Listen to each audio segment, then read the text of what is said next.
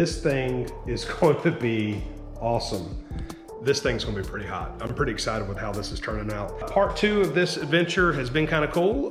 We have cut all the parts and all the pieces to the wall art. So all the letters are cut. And then I added this backer. This part's gonna be painted that old gold color, that Vegas gold color. And then the individual letters are gonna be painted navy blue. It's called dress blues. And when I cut this piece, you can see that I cut the backer out for this, but I didn't cut all the way through on this line here.